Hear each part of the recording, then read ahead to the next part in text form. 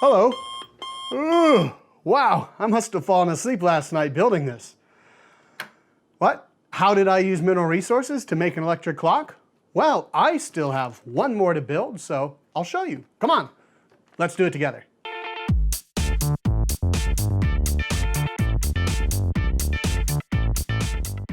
Hi, I'm Chris with the Lowell Institute for Mineral Resources here at the University of Arizona. Small electronics are everywhere in our modern world. We wear them on our wrists, carry them in our pockets, and use them to watch interesting YouTubers.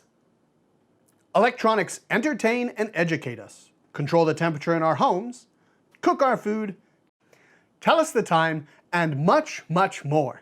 A simple clock like this is made of over 30 different mineral resources. That's a lot, so let's focus on the one that holds it all together. This is tin. It's a metal that's very soft and easy to melt. How soft? Watch. That soft. We mine tin from surface mines, like this one. To get tin, we mine this dark mineral. It's called cassiterite. Cassiterite is about 78% by mass tin. The rest is oxygen. That means we call it a tin oxide. Humans have been mining cassiterite to get tin for over 5,000 years. We mix tin with copper to make a metal called bronze. We could do that so long ago because tin melts at a low temperature. Since it's easy to melt, that makes it easy to recycle too. In 2019, about 24% of the tin used in the United States was recycled tin. Over 11,000 tons. That's the same mass as 880 school buses.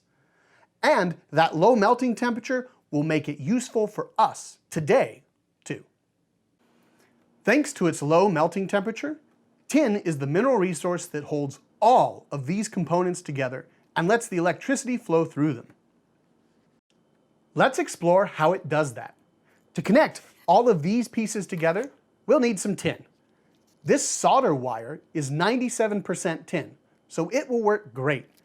Now, we just need something to melt it with. Tin melts at 230 degrees Celsius, or 450 degrees Fahrenheit. So what could we use?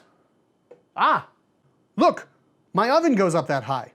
Maybe I could use my oven. No way! But as you heard, my family doesn't like that idea.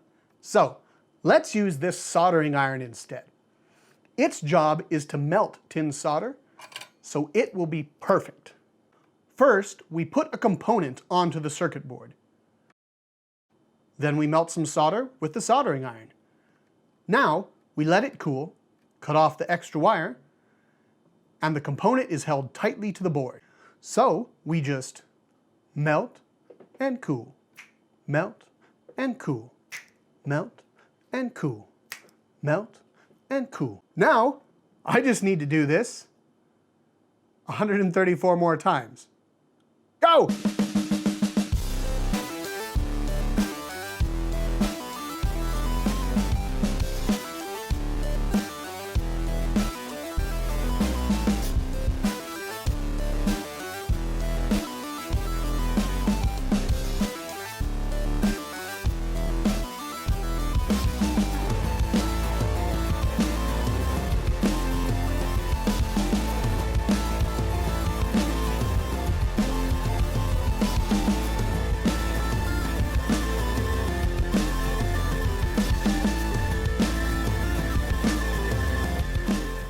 And done! The clock works great thanks to the tin solder that holds its components together. With these two, I'll finally be able to get up on time. Man, it's late. I'm hungry. I guess I'll just have some tuna, which I can thanks to this tin can. Right, this tin can is made of tin plate, which is steel coated with a layer of tin. The tin keeps the steel from rusting, which means that this can sit on the shelf for years. Not only does tin hold electronics together, it keeps our food safe to eat. I wonder what else you use mineral resources for. Check out our next video to find out, so don't forget to like and subscribe. Well, that's all for today, so see you, and thank you very much.